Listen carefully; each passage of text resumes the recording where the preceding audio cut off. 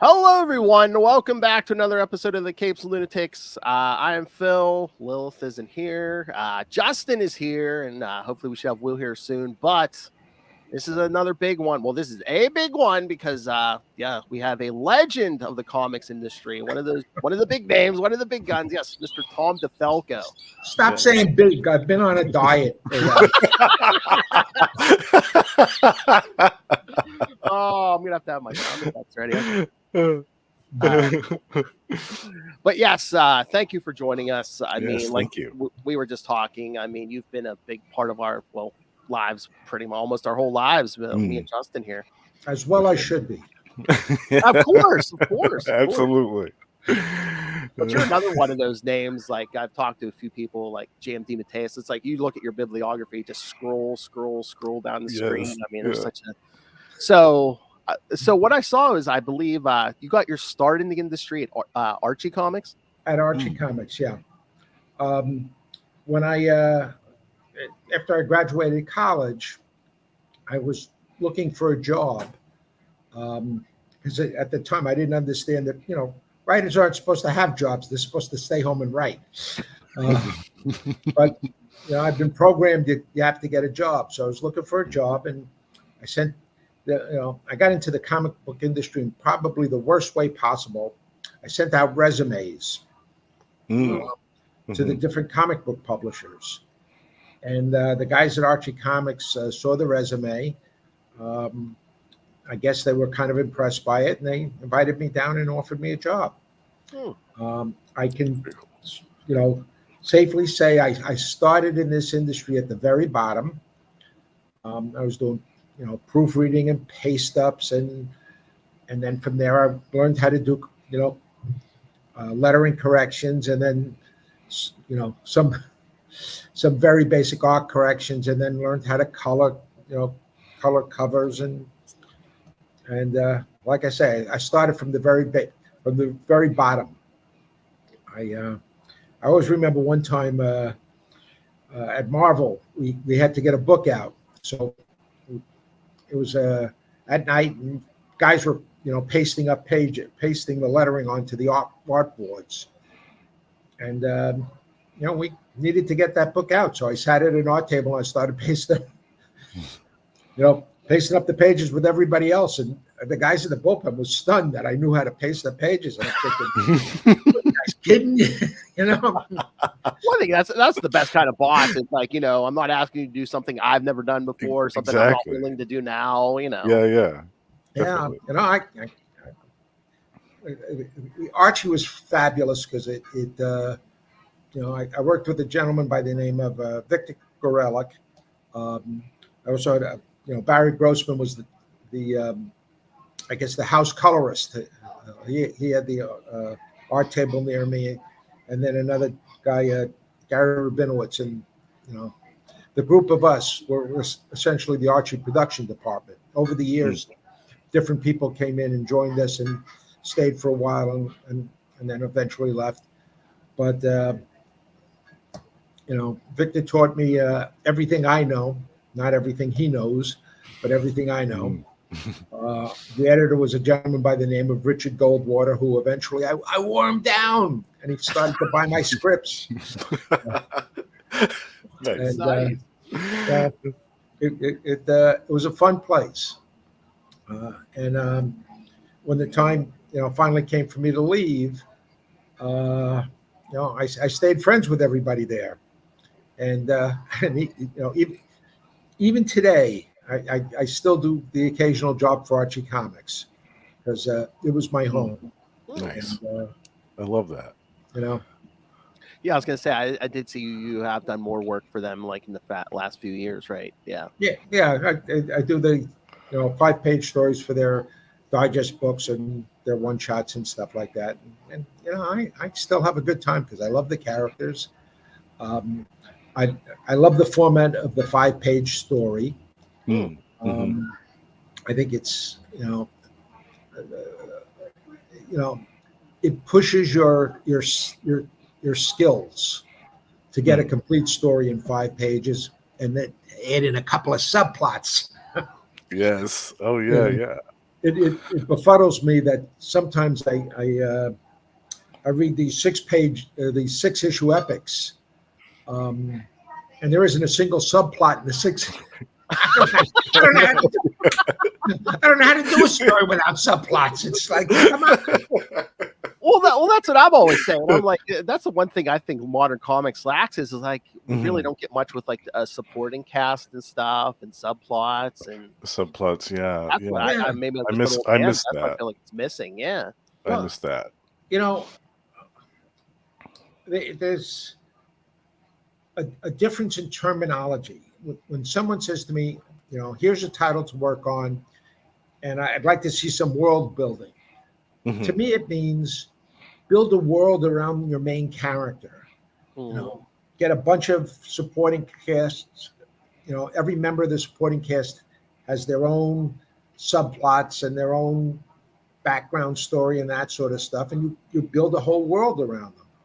Sort of like what Stan did when he, you know, was first working on Spider-Man, the Fantastic Four, and all those other characters. I was looking to say the magic of Stan Lee is he brought soap opera to comics. He made us care about the characters' personal lives. Oh yeah. You know, we were more invested in who Peter Parker was dating than we were in who he was fighting that month. Right. You Yeah. know, and to me, that's the magic of comics. And you know, I've heard guys tell me I'm old-fashioned in that I miss that sort of stuff. Well, I think some of the problem may be too. It's like they don't let people sit on a book long enough to like, you know, even if they try to build something up, then it's like someone else comes in and be like, oh, I don't like this. I'm just going to knock it down. They don't give people a chance. Well, I think it's, you know, that's, you know, what came first, the chicken or the eggs? A lot of the creative people don't want to stay on a book past 6 issues, which totally befuddles me because, you know, 6 issues, I'm barely getting started. Right. I'm still in first gear. Yeah. But enough of me blabbering. I know you guys have questions. Oh, no. They're here to listen to you, not us. So after that, I see. Then you went to DC and you were working on like Lois Lane and Jimmy Olsen. Yeah, I think I went to Charlton Comics first. Okay. You know, and I was doing Charlton. Nice. Yeah, Charlton. You know, Scooby Doo and the Flintstones and Willie and the Chopper Bunch. I was working on them while I was working at Archie, and I think when I was at DC, I was still doing Charlton stuff for a while. And you know, and then eventually DC, and then eventually Marvel. Yes, where you created Dazzler, correct? Yes. I would say I developed Dazzler. Okay. A movie company, a television company, a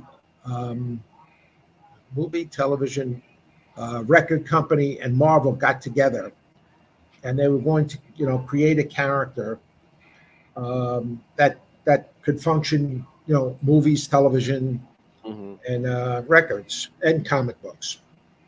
And at some point they brought me in, and they said, "This is the character, Dazzler. We think there's a chance that Bo Derek may play her in the movie." Oh wow! I said, "Oh wow!" And this is when Bo was still hot. It was before the Tarzan movie.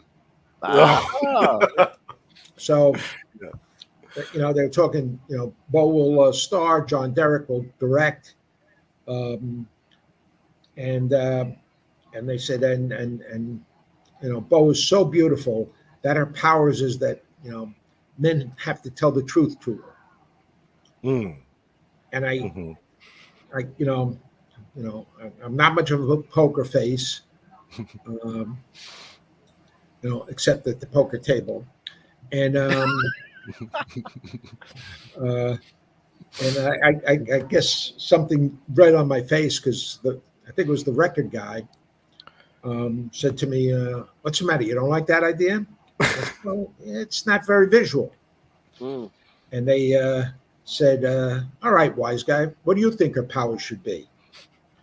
And I said, "What, you know, being generous, I'm going to say 999 comic book people out of 1,000 and maybe I'm being too conservative there, maybe all 1,000. I said, the character's name is Dazzler. Probably should have something to do with light.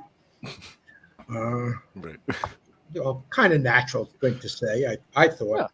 Yeah. But then, the movie guy, the TV guy, the record guy, they all look at each other. And it's like a light bulb goes off. And they look and they go, well, that's kind of interesting. Yeah, why don't you pursue that idea? So I thought, okay, I'm in a room surrounded by geniuses.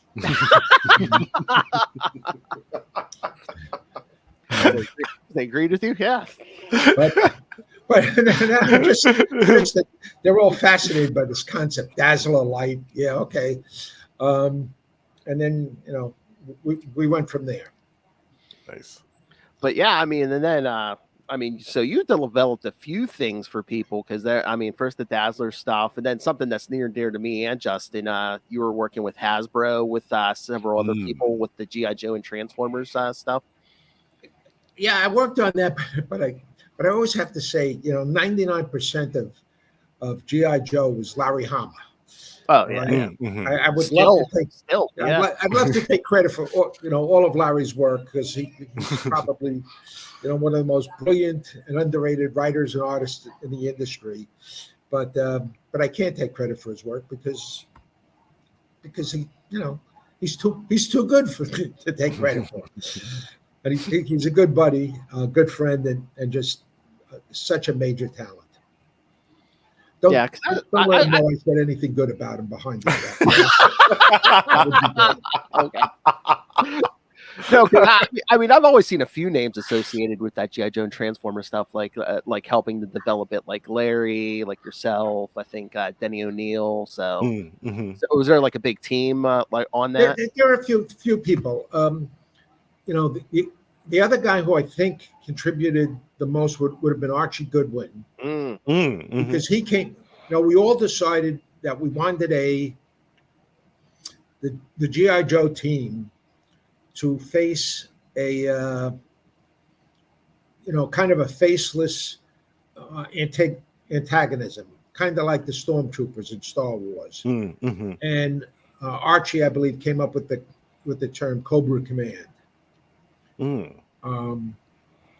And originally, when we first spoke to Hasbro, they said, "Here's G.I. Joe, and he's a sniper, he's a frogman, he's a this, he's a that." And we looked and thought, that doesn't sound very interesting. So, how about G.I. Joe is the name of the team, and there's a bunch of guys who's, and they said, "All right, but who's Joe?" Yeah, there is no Joe. The name of the team. And then they realized that by doing that, they could sell all these different kinds of action figures. And they jumped aboard. The guys at Hasbro,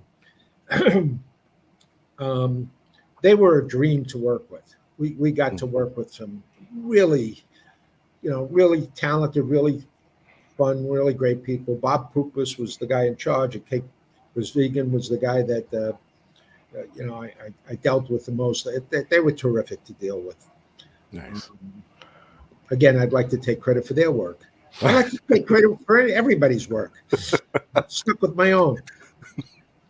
That's the headline. Tom DeFalco taking credit for other people's work. Yeah, go for it. Yeah, that's.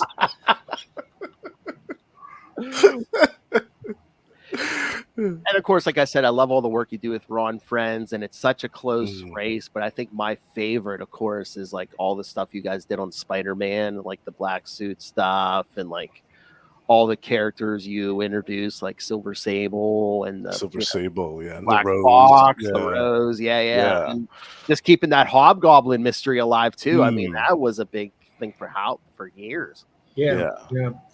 Well, Ron, I can take credit for all of his work.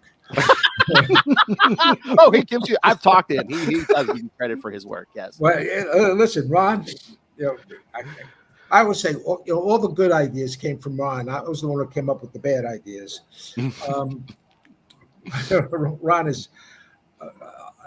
I just can't express, how much I love the guy, how much I love his work, what a delight he is to work with. If you guys have talked to him, you know what a delight he is. Yes. He is an incredible collaborator. You know, he's open to any sort of idea. The one thing that has always frustrated me and angered me about Ron Friends is there have been times when I'm working on a plot and I work out a piece of visual business, and I work very hard, describing how this scene should go. And then I send it to Ron, and Ron looks at it. He says, "That's terrific, but how about we do this instead?" And his ideas are always better than mine, and it annoys the hell out of me. The guy has no respect. This is terrible, terrible. But he's an artist. He lives in the visual, so right.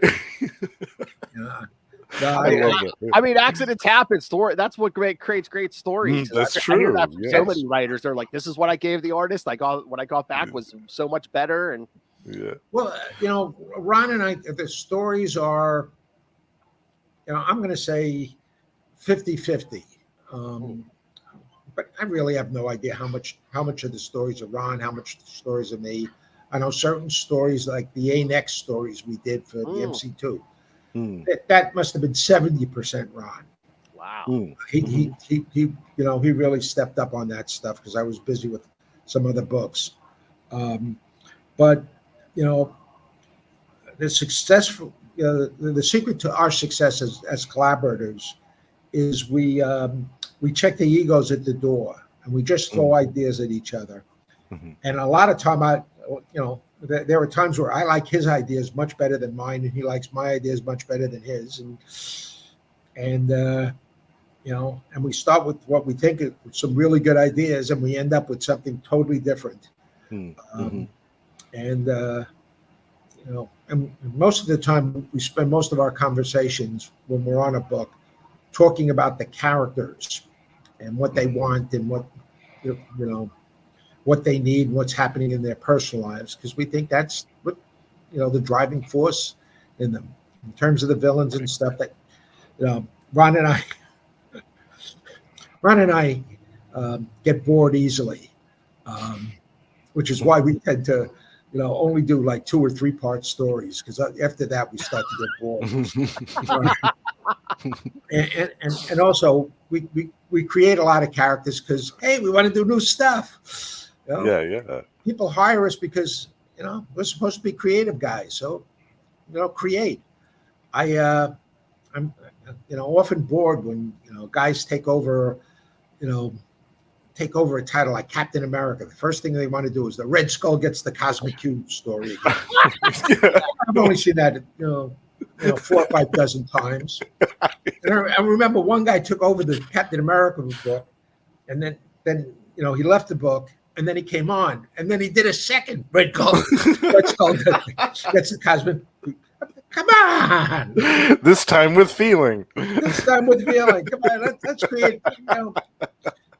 Let's we're supposed to be, exploring new ground. What makes the story different from all others? Oh yeah, Justin and I are such huge fans of like the Mark Grunwald run of Captain America. I mean, that's Gruney was fabulous. That is the biggest thing in my life. I wish I could have gotten to meet the man. I really loved his work.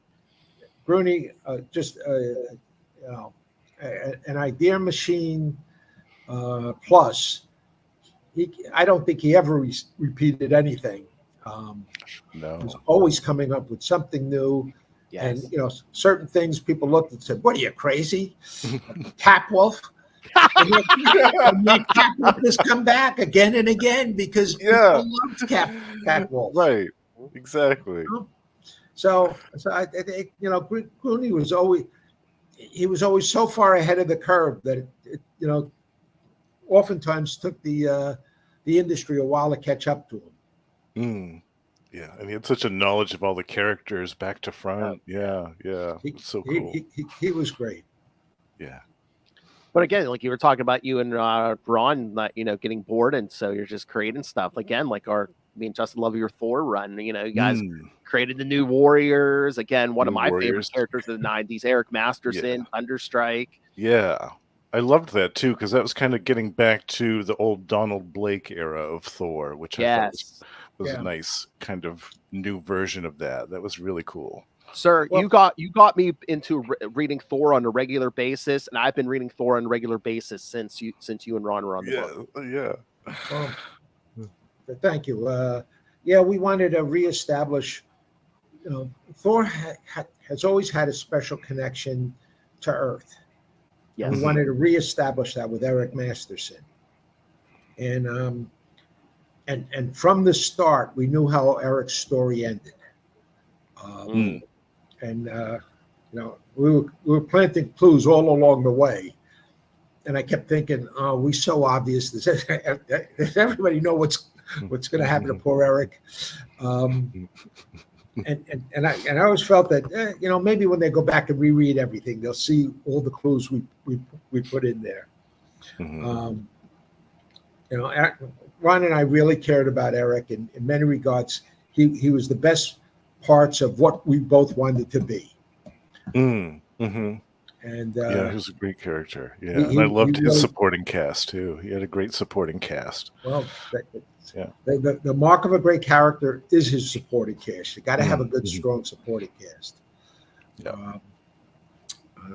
They don't come strong. They don't come stronger than Harry Cleese. That's right, Harry Cleese. Yeah.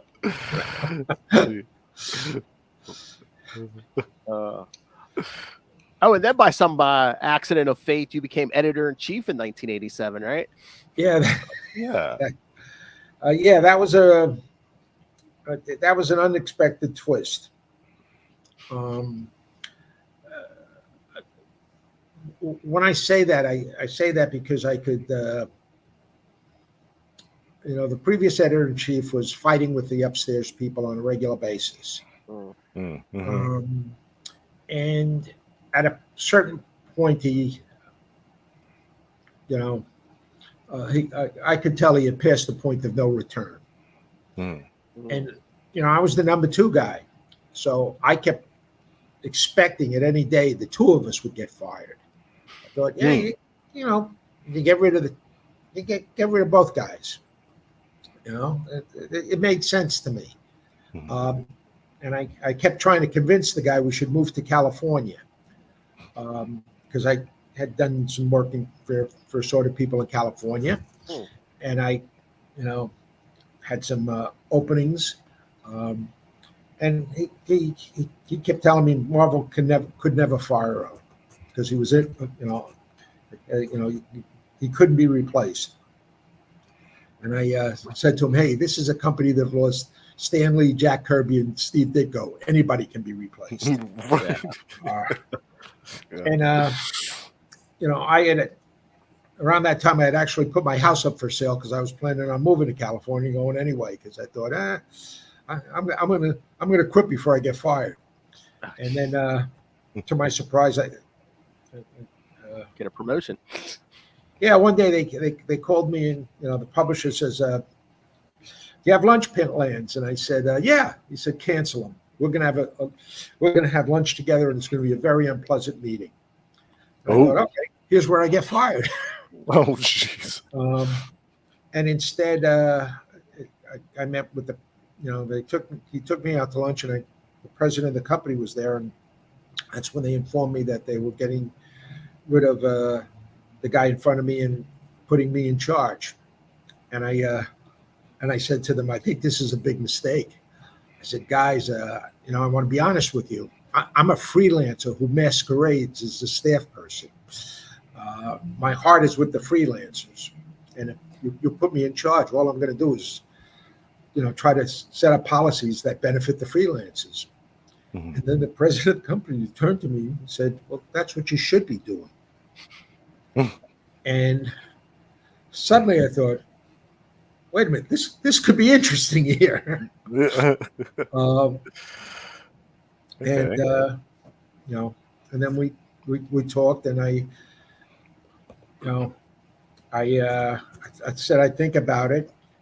And then the next day I heard from the guy who had offered me the job in California and said, "We can't compete with Marvel, so we're going to back off." And I'm thinking, yes, you can compete with Marvel.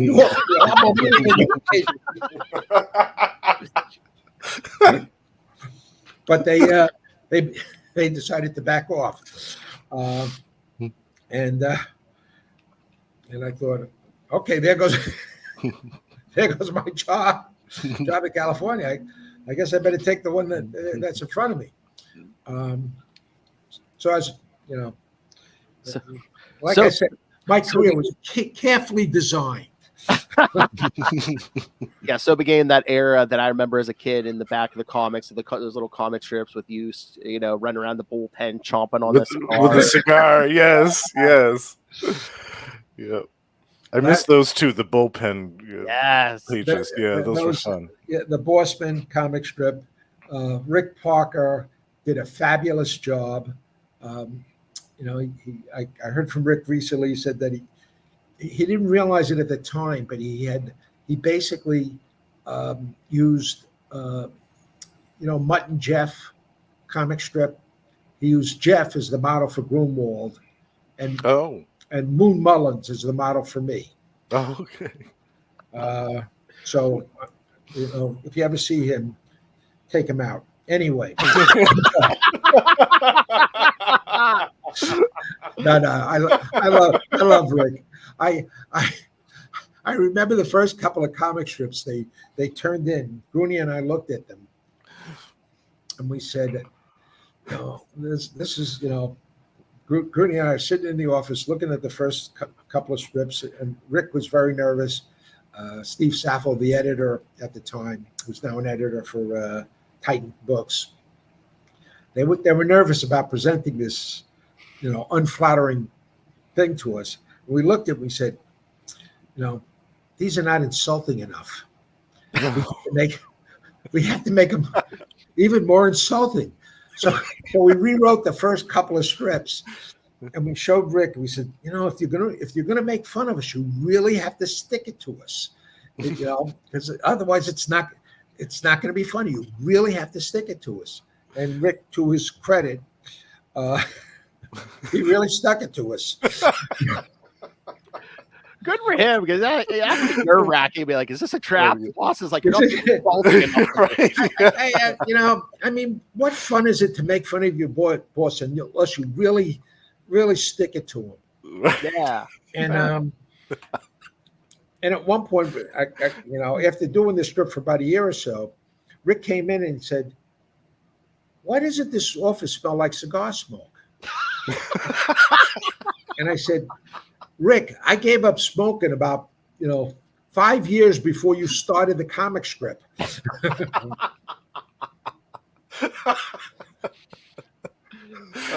fantastic. So he said, "Oh, you don't smoke anymore?" I said, "No, I don't smoke." I said, "But I still eat pizza, so don't worry about it." Yeah, there you go. Nice. And then another era we love when your time on the Fantastic Four. Yes. The great Paul Ryan, yeah. Yes. Fabulous artist, Paul Ryan. Oh, yeah. Paul, that man could draw anything. Yeah. And make it seem realistic. Mm-hmm. And, I remember I asked for some ridiculous nonsense in the course of that strip. I mean, we were all over the place. I mean, the world between molecules, come on, the universe, all sorts of crazy nonsense.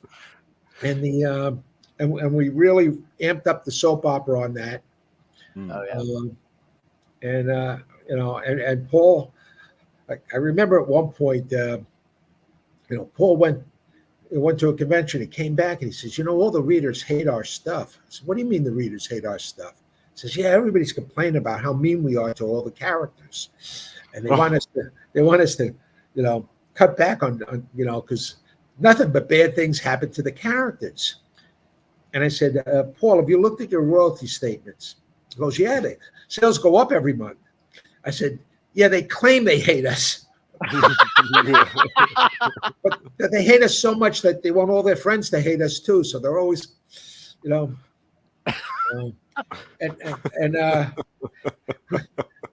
we used to get these scathing reviews. Part of it was because I was editor in chief, so naturally, I couldn't write to save my life. and scathing reviews. And I remember I spoke to one guy and I said, every month you write a scathing review of the Fantastic Four. I said, with all the comic books out there, why do you keep, buying a comic book that you so obviously hate? He says, well, because I have to see what happens next. Oh, yeah. Okay, I got him. Yeah. And he says to me, the problem with your book is, every month there's nothing but problems. They just have more and more problems. Their lives just keep getting worse and worse. He says, can't you have an issue where nothing bad happens to them? And I said, listen, that's not gonna be entertaining. Every month, 30 days happen where nothing bad happens to them. On the 31st day, when the comic book comes out, that's when all the bad stuff happens. And all the stuff in between. Readers said, can't you give these characters a break and let nothing happen? I thought, boy, would that be a boring issue. Yes. Yeah, no one wouldn't want to read that. Yeah. Yeah. But, the readers always want what they don't have. Exactly. Yeah. Because they have what they have. So, it takes them 15, 20 minutes to read the comic book. Then they have to wait 30 days for the next one. So all they do is complain about, what they didn't get this issue. Right. All right.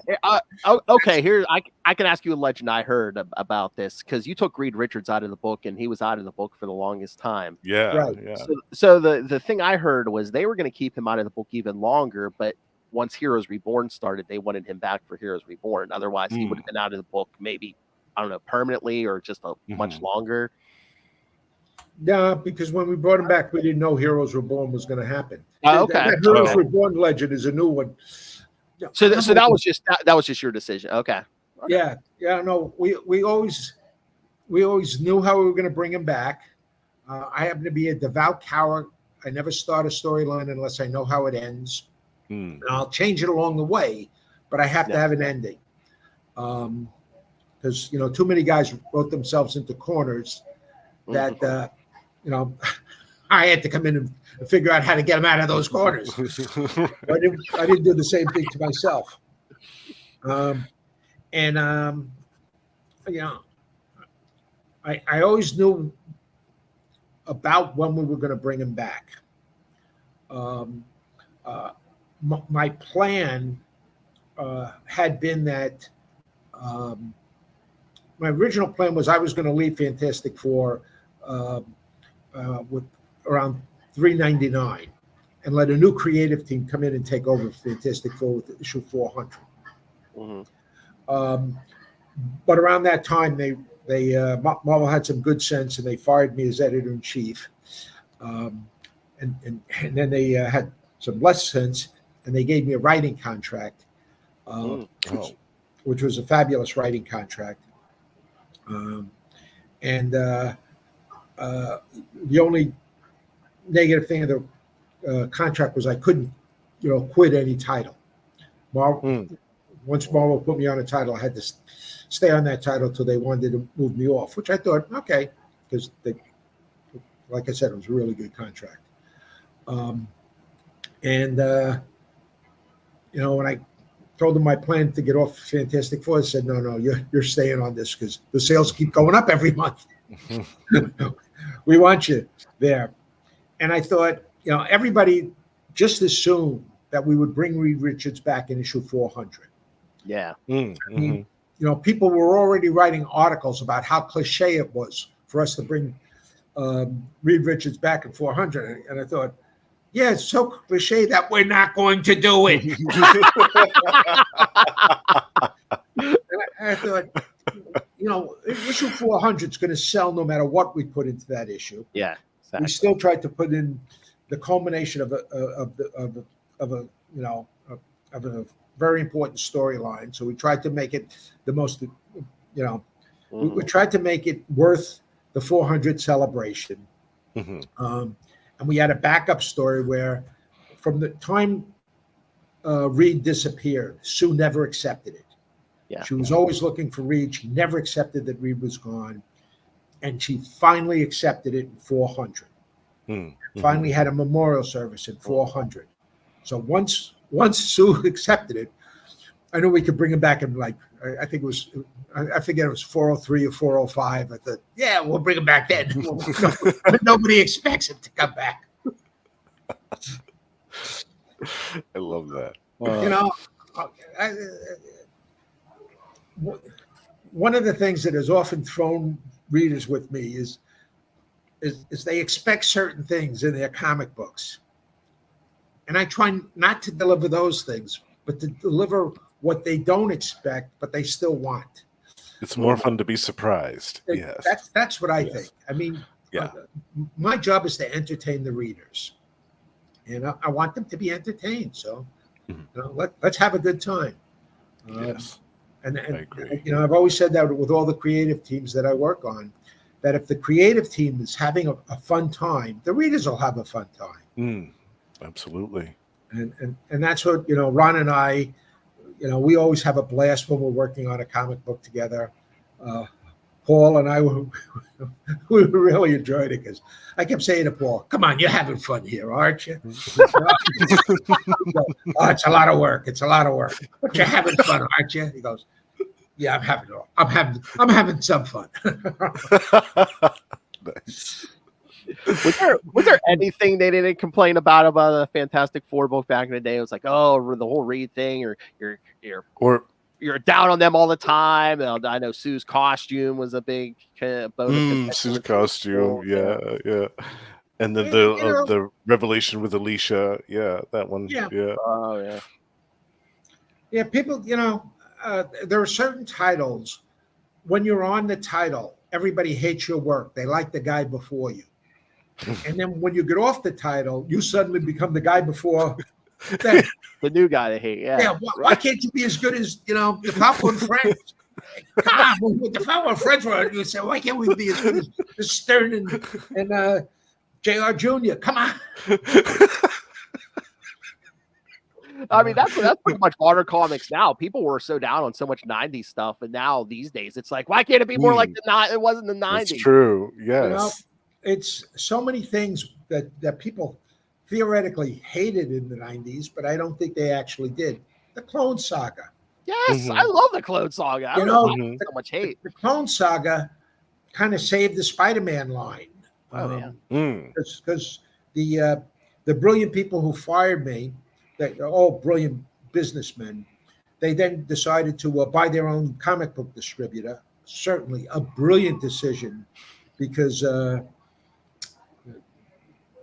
it made absolutely no sense. And then they decided to cancel half the line. Then they were shocked, I say, that the company went bankrupt as a result of it. What a surprise. So getting rid of me might have been a good idea, but the other two, not so much. And the Clone Saga, really boosted sales for the Spider-Man line. Wasn't that isn't that they say the whole reason it went as long as it did because wasn't it only supposed to go a few months and they were just like, oh, it's selling so well, keep going, keep going. Yeah. That's why. And here it is years later, they're still they're still bringing back the Clone Saga characters. They're still reprinting that stuff. People are still talking about it. So we must have been doing something right. Oh yeah. Yeah, and I mean, they kept dragging you in this Spider-Man stuff over and over, so you must have been doing something right with Spider-Man. Well, Pete and I go back a ways. So, I mean, he's a good character. I mean, he's a great character. Yeah. And again, you mentioned the MC2 stuff. I love the Spider-Girl stuff. Thank you. That was a real labor of love. The What If 105 really was supposed to be just a one shot. I remember as we were getting towards the end of the issue, Ron Friend said to me, boy, I really like this character. You think we could ever do a sequel? And I don't know, Ron, this is a what if. How many what if sequels have there been over the years? Maybe we could try a year from now, because my assignment was to write what if. Yeah. So I was just thinking of what if ideas. And then when Bob Harris said, hey, that what if you did with Ron Friend sold really well? And I said, well, which what if? He says, the one with the Spider Girl. I said, oh, yeah. He says, and Ron had done a bunch of character sketches for, Mary Jane, the future Mary Jane, the future Peter Parker, all of the background characters we did. And when I turned in the script, I gave a copy of those things to the editor because I said, this is the kind of work that Ron Friends does. He doesn't just sit down and draw. He works it all out because Ron and I are both somewhat anal retentive when we're working on something. I was doing like a mini Bible on every character that I'm going to write. Ron has to do all these sketches to get, to understand what the character really looks like, how the character moves, everything else like that. And the editor, when he heard it was the issue had sold well, he said, Ron and Tom did a whole presentation on this book. They're ready to do a series. And Bob Harris said, so I hear you're ready to do a series on Spider-Girl. I said, what? And he says, yeah. And do you think you could come up with 2 other titles? Because we're planning on doing a deal with Walmart where we'll do like 3 comic books in a bag. And I said, yeah, I'm sure we can come up with 2 other titles.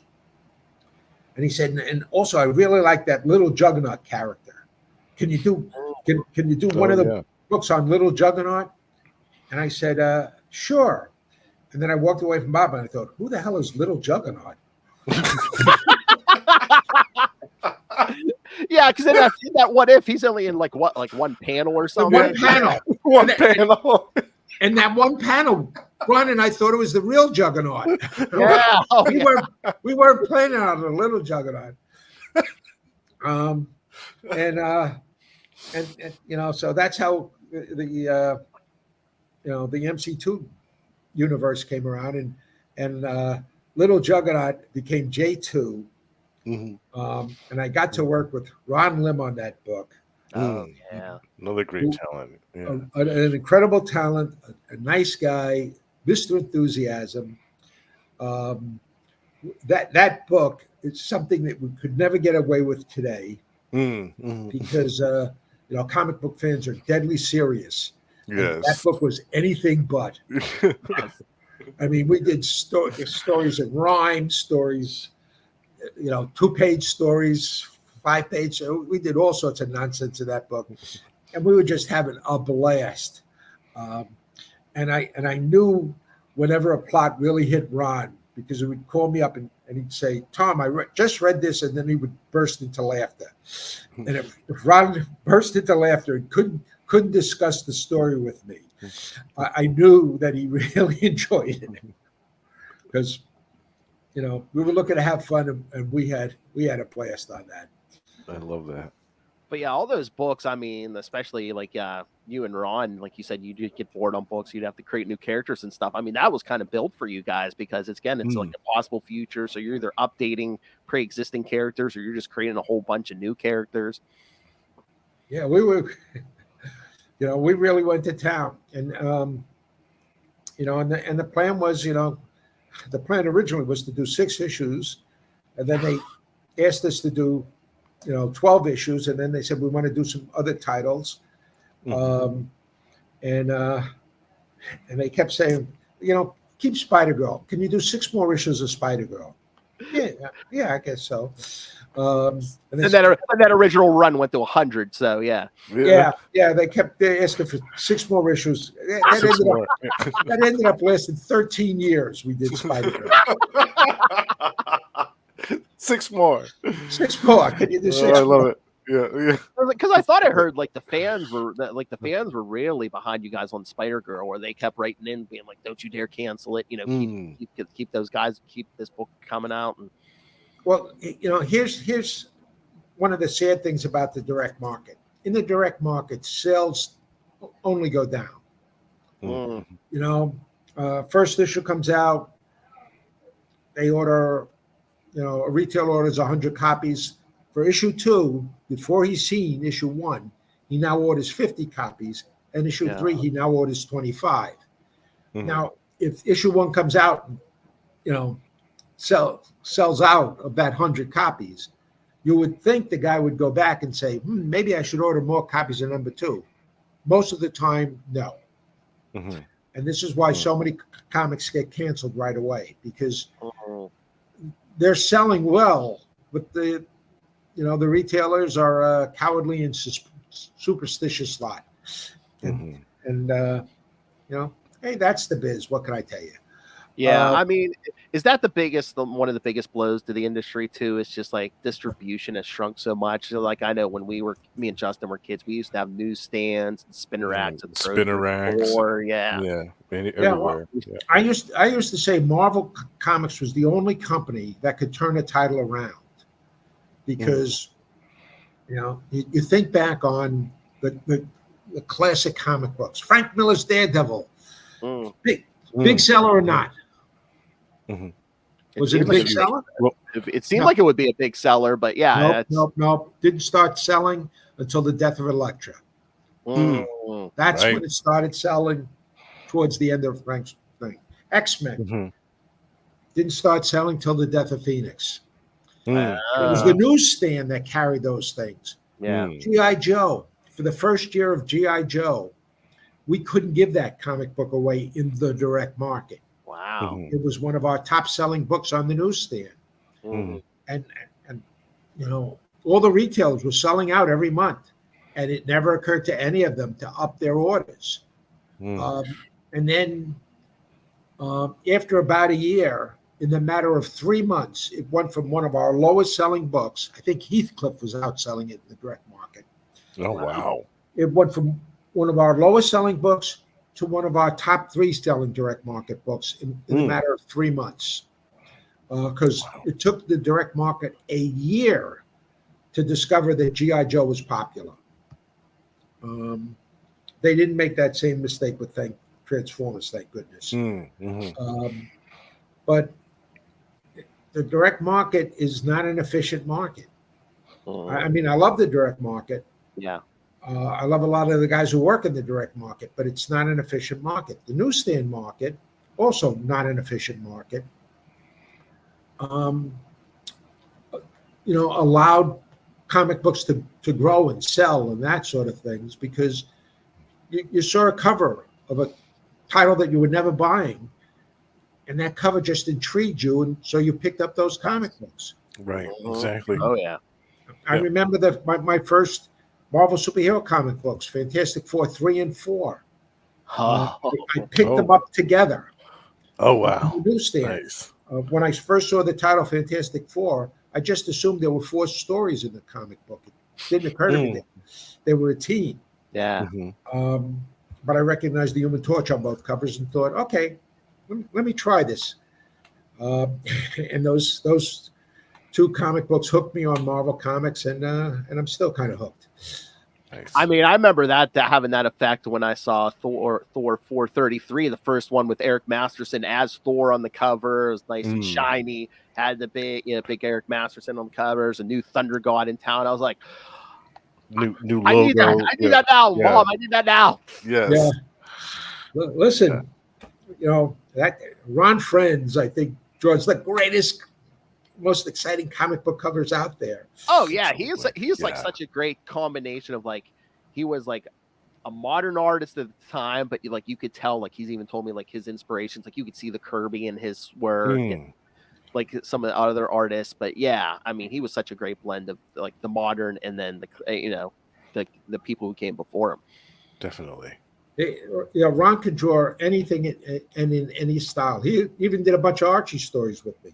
Yeah, oh yeah. Marvel, DC. I mean, he drew some Superman. Did some Superman too. Yeah, he did that without me, the bum. Yeah, he was helping them design that electric Superman costume. I know we were talking about. Oh yes. Yeah. Yeah. All right. I feel like I'm dominating conversation. Justin, did you have any questions? Yeah, one of my favorite stories is the War of the Gods story from Thor. That was I think it was 395 up to 400, and I just love that story so much. I wonder, was that difficult to kind of, because you're coming up on the big issue number 400, and this had to be like a 5 or 6 part story. Was that difficult to kind of edit down into the story that it was, or?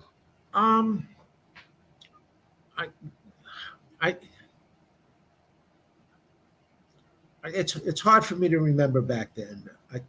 I think we understood what we needed to accomplish each issue. Mm-hmm. And we had kind of been building on that from almost the beginning of our run. We were kind of introducing those concepts. I always remember, two things. There was a scene with Loki and Seth, which I remember the way we portrayed Loki and the way we portrayed Seth. My editor Ralph Macchio was saying, "This is the perfect Loki. This is exactly my Loki." What I also remember I think it was issue 399. 399, before, in classic story construction, things get bad, things get worse, and then they get better. Mm-hmm. Well, that was the issue where things get very, very worse. Very worse, yeah. And we kept, the way we tell our stories, we do, one or two page scenes, and then we cut around. Well, in the course of this, Asgard is being invaded, so we cut to each of the Warriors 3 and all the different characters, and we essentially give them all a death scene. Yes, They are all facing overwhelming odds, and it looks like none of them are going to survive. And everybody essentially had a scene where he's saying goodbye to his loved ones, or saying some speech, we who are about to die kind of thing. Yeah. And the mail was so overwhelmingly angry about the fact that we killed off all these characters, and then we kept getting that mail for about 5 or 6 months. And Ron was saying, didn't they read 400? All of those characters. Why did we keep complaining about us killing those characters? They're all there. They're still alive. That's the thing. Back then, there was no internet, so you there was no internet. Once, like 4 months later, it's like, yes, we fixed it already. Yeah. Hey, come on, guys, it's done. But that's great. And I still have. I guess it was last year. Somebody came up to me and said, I really liked your Thor run, but I never forgave you for killing off all those characters. And I said, which characters? He said, you killed off, the Warriors 3 and that. No, I didn't. I said, yes, you did. In the War of the God. No, they didn't get killed off. I had an argument with the guy saying, no, don't you remember in 400 they all show up? Because they were that good. They could, deal with the they could beat the invincible foe. Yeah. But they remember the shocking moment. They don't remember when you the conclusion. Yeah. Conclusion. I also loved during your time as editor-in-chief, there were a lot of new titles coming out, like Guardians of the Galaxy and New Warriors and stuff like that, which had foundations in Marvel, but were kind of unassociated to like Avengers or Spider-Man or X-Men, and things like Darkhawk and Sleepwalker, just kind of random comic books that I loved. I loved all these new characters back as a kid. I thought that they were Of course, great. he's going to greenlight new Warriors. Come on. Well, yeah. Yeah, but that was an exciting time because it was nice to have alternatives to, other than just, you know, Spider-Man, X-Men, Avengers, that type of stuff. It was nice to have some new fresh stuff. Yeah. We wanted to introduce a lot of fresh stuff. Mm. I thought, you know, you constantly have to move forward and constantly have to create. And, you know, New Warriors, one of the reasons why we did New Warriors, because DC had this popular title called the Teen Titans. And then they decided they're going to be called the Titans. You can't call us teens anymore. Thinking, hey, half of our market are teens. Let's get some more teenage characters involved. That was the basis of the New Warriors and Darkhawk. I felt that Marvel had to constantly be, you know, introducing new teen characters for the new teen readers that were coming up. Yeah. And around that time, you know, you had the Spider-Man line, you had the X-Men line, kind of had the Avengers line, but that wasn't strong. And we thought, come on, let's make the Avengers, you know, a really strong line. And let's, you know, get the Punisher books, you know, let's reinvigorate them. And I wanted to reinvigorate everything because I thought, you know, comics were exciting when I was a kid. I wanted to make them exciting for, you know, our kids. And I used to tell guys, we are writing comic books for 16-year-olds of all ages. You know, both those who are below 16 and dream of that magical day, and those who are a little older than 16 and remember that magical day with fondness. You know, I used to say that, you know, once you actually discover either sex or cars, money becomes finite. And once it becomes finite, you're not buying as many comic books. You know, everybody was always saying, you know, we want to do comic books for adults. And I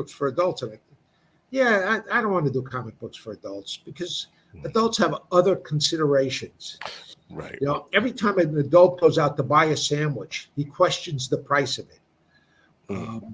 You know, he's going to have to buy lunch anyway, but he still questions the price of the sandwich. You question the price of everything because you have many more responsibilities, many more, you know, things that you have to pay for. But when you're a kid, you have an unlimited source of money.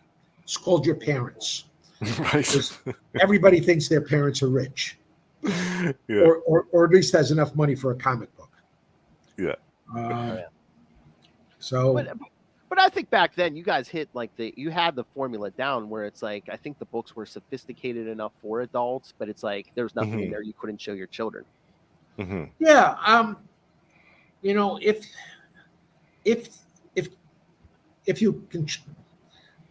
you understand the craft well enough, you can write a story about any sort of topic you want to write about. And do it in such a way that you can pass the comics code, which was, you know, never a problem for me. I think, you know, in the course of my life, I had, you know, one thing rejected by the code. It was a one-page Jughead Jones, you know, Jughead joke, which I titled, you know, Error Terror. And they said you can't use the word terror in the title. So we took off. And said error. Okay. All right. We're good. And you know, everybody who complains about the comics code, I used to think, you guys don't know what the heck you're talking about. When Marvel dropped out of the comics code and DC dropped out of the comics code, everybody, hey, we're no longer restricted by the comics code. I thought, you idiots. The comics code is what supports the Comics Magazine Association. And that's the organization that distributes comic book racks to 7-Elevens and grocery stores and that sort of stuff. Right. you close down that organization, and comic books are going to stop being distributed to the mass market. Yeah. And I remember calling up, Bill Jemis at the time and saying, "Hey, you don't want to get out of the code. That's a mistake." He says, "I don't want a third party telling us what we can publish and what we can't." So what third party? You're part of the code. You decide what can be published and what can't be published. Well, whatever. So they thought it was true. The code at that point was too restrictive, or was it a money thing? Or I think everybody wanted to be the big hero to be the first guy to drop out of the code because we don't deal with censorship. But the code was never really about censorship. It was what it was what could be displayed on the newsstands. Right. It was more like a guideline. Yeah. Yeah. So. Old fart, I admitted. All right, before we go, I did want to compliment you on something just recent, the Marvel Superhero Secret Wars Battle World miniseries. Oh, yes. Great, with Pat Olaf. Yeah, I thought that was wonderful. Well, thank you very much. And if you guys want to see, more of that sort of stuff, or if you have certain creators you'd like to see, not me, but other guys, I always suggest to people, write letters to Marvel, not emails. Because on any given day, an editor gets about 100 emails that he must answer. All right? All the other ones, he just ignores. On any given day, an editor gets 0 letters. So anytime any of them get a letter, they walk around the office saying, "Hey, I got a letter." So if you want something from Marvel or DC, or Archie, send them physical letters. There's more weight than emails. Be the guy that stands out. Okay. I love that. Yes. But thank you for reading that Secret Wars thing, because that was that was, I thought, was a real challenge.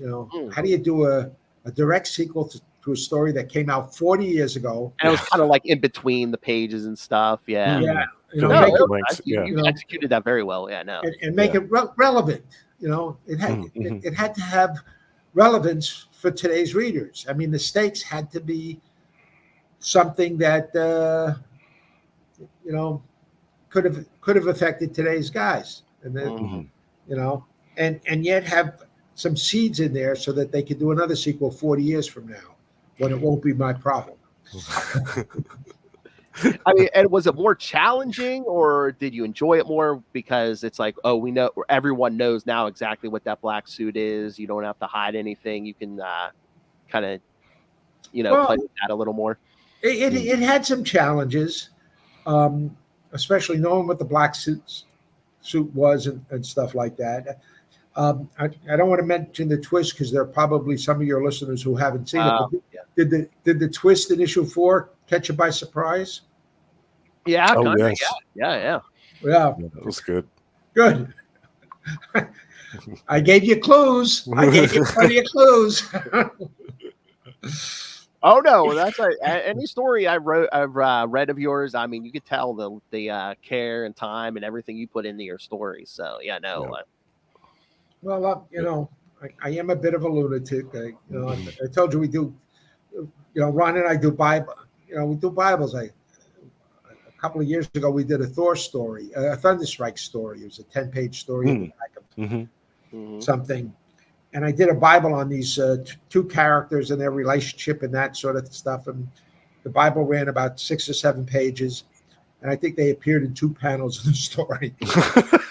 But I had to know how to write those 2 panels. Yes. That's important. Yeah. I had to understand the relationship to do that. Yeah. But, I love it. All right. Justin, do you have any more questions for this man, or?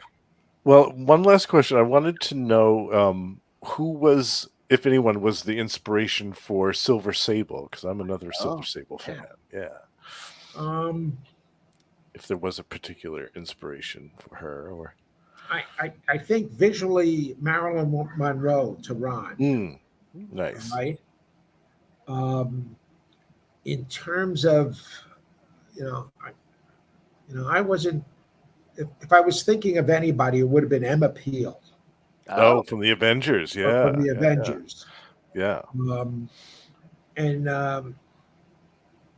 I just,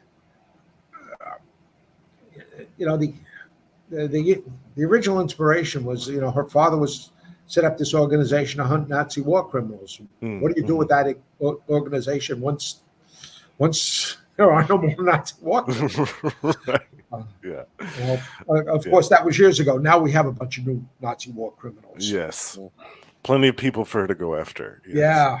But at the time, so I thought, okay, go after insurance companies, that sort of stuff. And I thought, okay, there's a good basis. And bring in an organization where the boss is this, not very imposing looking woman who's the toughest one of the bunch, and it just went from there. Nice. Oh yeah, I love that character because it's like, somebody gets wounded, the lady boss just like, walk it off. Come on, walk it off. Yeah. It was great. Yeah. But yes, so Mr. DeFalco, thank you so much for your time. Thank you for your time. Is there anything you want to promote? Any work, any social media, anything? Yeah, and not really. I'm a very lucky guy. I exist on many forms of reality, and a lot of those they handle the promotion, so I don't have to worry about promoting anything. I just want to, I'm very grateful to the readership, to guys like you, who kept me in business all these years, because otherwise I would have had to go out and get a real job. We're grateful to you too, because back when we were kids, I mean, you and Ron and Paul Ryan, I mean, you conjured up that same magic that you were talking about. That you experienced when you picked up those issues of Fantastic Four from the spinner rack, and that kind of conjured up the same magic for us. So you were like our Stan Lee. Yeah, definitely. Yeah, absolutely. I appreciate that, but we're not in the same class, okay? Ron and I had worked on something called the Right Project. Mm-hmm. We're working on our second issue in what I laughingly refer to as our spare time. So that I'm hoping that comes out previous to my retirement. I'm still in good health, and I go to the conventions and stuff, but I keep thinking, maybe next year is the year that you pull the plug on everything. But we have to see. But, so I'm hoping I finish that book before it's plug pulling time. Sir, I live out by Ron, and I live near Pittsburgh here. So if you're ever out here for a convention with Ron, I'd love to take the two of you out to dinner or something, and just annoy the heck out of you for at least. Yeah. So, sounds like a plan. All right. I do get invited to some conventions, but I don't have a big social media presence. Oh yeah. So I'm kind of hard to find. I have Facebook and LinkedIn. Hey, I found you. I have hardly any skill. So it's I always hear from people saying, we can never find you, and I'm thinking, that's probably a good thing. Because you can't find me, the bookies can't find me, everything's good.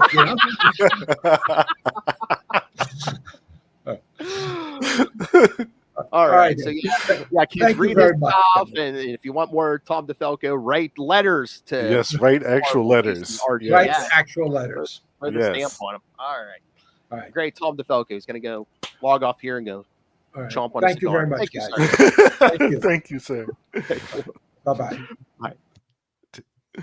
Oh, that was great. Yeah, that was fun. Oh, but thank you for showing up, since those other two couldn't be bothered. Oh yeah. Come always a very little, glad to I'm be always here. a little nervous talking to someone for the first time, but I'm like, I was like psyching myself out. I'm like, this is DeFalco. I'm like, oh my Yes. God, I don't want to be here by myself. No, I don't I want was to be very like, glad to be here. Yeah, it was a great time. Oh yeah. All right, so yeah, kids, you heard them. If you want Marvel and DC and Archie to really hear your voice, yeah, send in paper Yes, send in, letters. and that makes in sense envelope, too. It makes stamp, sense that they yeah. would get hundreds of emails every day, but hardly any physical letters at all. So, And plus, too, it takes like more effort because you need to like buy a stamp and stuff. And right? Yeah, gotta drop it in a mailbox or something. yeah. Yeah, email people just type it and just hit a button and Anybody can do that. Yeah. exactly. Yeah.